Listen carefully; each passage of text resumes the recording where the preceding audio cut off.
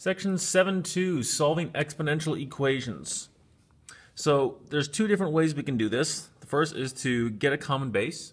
The second is to graph both sides and find where the equations intersect. We're going to start with this one right here, getting a common base.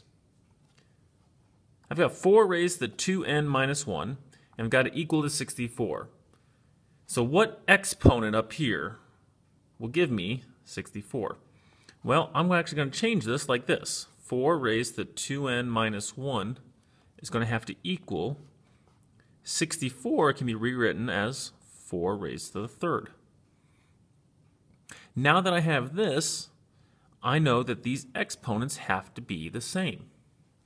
So 2n minus 1 is going to have to equal 3. Easy from there, add 1 to both sides. And get 2n is equal to 4, divide by 2, n is equal to 2. And with a quick check here, 2 times 2 is 4, minus 1 is 3. Does 4 cubed equal 64? Yes, it does. And that's my answer. On this one down here, same basic thing. Got an inequality sign, but that's actually not going to change anything at all, really. 2 raised to x plus 2 is greater than. I can rewrite this as 2 raised to the negative fifth, because I know that's the same as 1 over 2 to the fifth. And 2 to the fifth is 32. So 2 to the fifth is 32, but because it's on bottom, I'm going to make it put a negative in the exponent. So we got 2 raised to the negative fifth. Now that the bases are the same, I've got a common base, I can really just look at the exponents. X plus 2 has to be greater than negative 5, so x has to be greater than negative 7. Anything bigger than negative 7 will work here. For example, negative 6. Negative 6 plus 2 is negative 4. 2 raised to the negative fourth. Well, 2 raised to the fourth would be 16. Negative 4 would be 1 over 16. So 1 over 16, is that bigger than 1 over 32? Yes, it is. This one appears a little bit trickier, actually. I've got 5 raised to the 5x. This, though, 125 raised to the x plus 2. I'm going to change this right here to 5 cubed. 5 cubed is equal to 125. Now, that is right there, but it's still raised to the x plus 2. Now, using our properties of exponents, though, I know that I can multiply whatever's in here times whatever's in here. So 5 raised to the 5x is going to be equal to 5 raised to the 3x plus 6. Just like if I had 2 raised to the second to the fourth, I would multiply these and get 2 to the 8th. So it's the same thing here, only I'm putting in x instead, plus 2. That's what I'm doing. So now that the bases are the same, I realize that the exponents just have to be the same. 5x has to equal 3x plus 6. Subtract 3x from both sides. 2x has to equal 6, so x has to equal 3. X has to equal 3. And we can go back and check that. What if they don't have a common base? I don't know what 4 raised to will give me 99. The answer is actually n has to be 3.3146781. We're going to learn how to do this in a later lesson when we learn about change of base, how to change the bases, and common logs and natural logs. I'm not going to worry about it right now. For right now, all of your assignments, all of your problems are going to look, they will have a common base. The other way to do it, of course, though, is to graph both sides and find where the equations intersect. So, for example, for this one, If I were to make a graph, and I'm just going to sketch it here. First, I would graph this side. I'm going to graph y is equal to 64. I'm also going to graph y is equal to 4 raised to the 2n minus 1. Now, 64, that's just a straight line going across like this.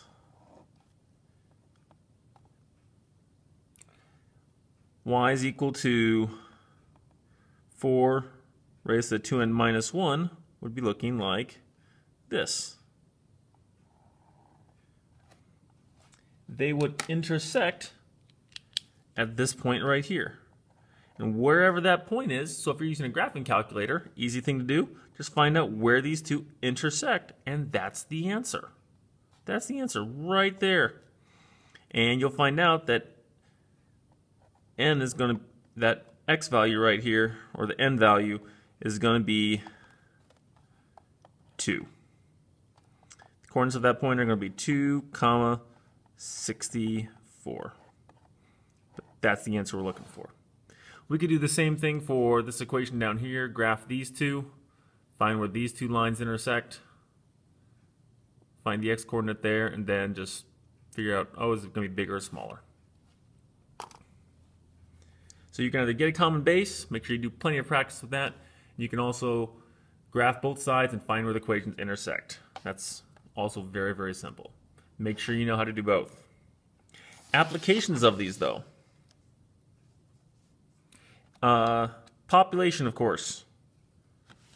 Population growth. In 1990, the population of Greencastle was 9,242. In 2010, the population of Greencastle was 10,317.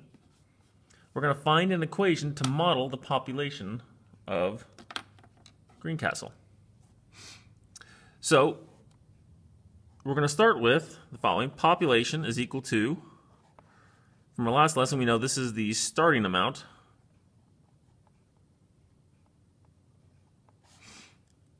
And then we're going to have some base right here, and it's going to be raised to some time, t. Looking at our problem, our new population goes down here, 10,317. Our starting population was 9,242. We don't know what the base is, though. But it's been 20 years, so I'm going to raise it to the 20th power. To solve this now, I just have to solve for b. So I'm going to divide both sides by 9,242.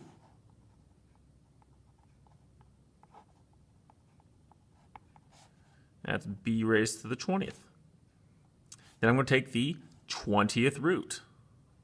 Or I'm going to take this raised to the 1/20th.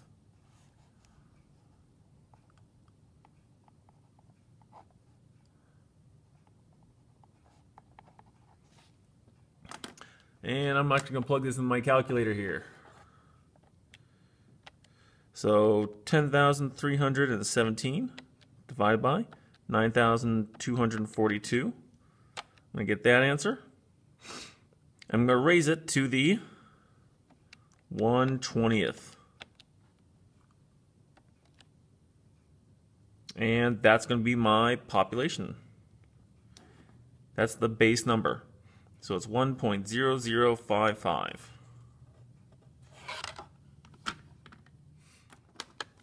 So my equation is going to be, the population is 9,242. Population is 9,242. The base we learned was 1.005516898. And I'm going to raise that to some amount of time. So if I wanted to figure out what the population of Greencastle was in, what it will be in, let's say, the year 2020, that would be 30 years from now, so I just have to plug in 30 into here. Population is 9,242 times 1.005516898 raised to the 30th power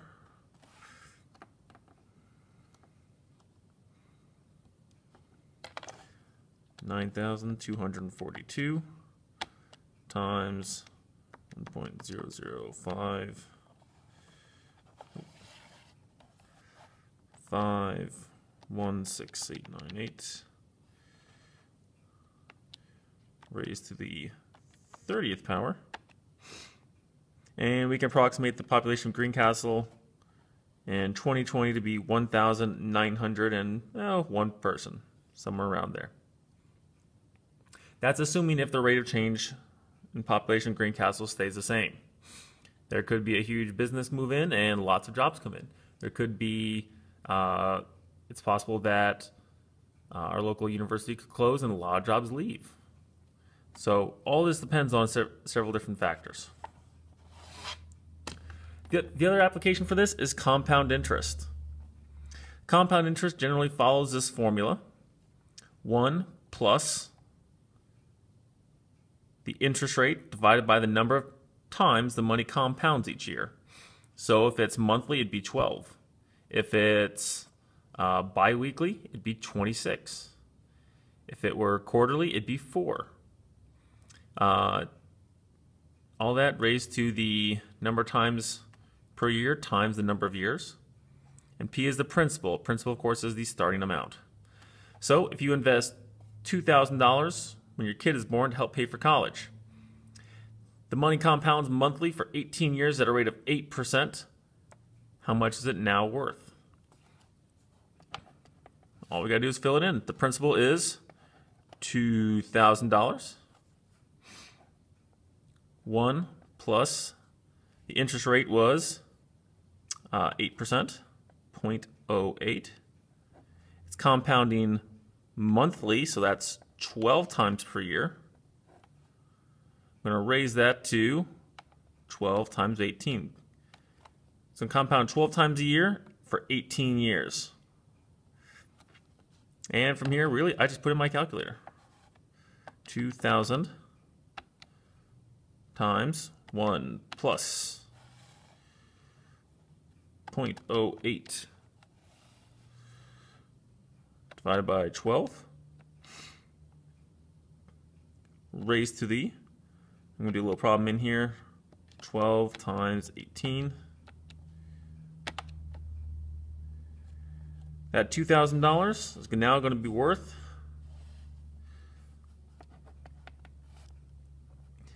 $8,401.14.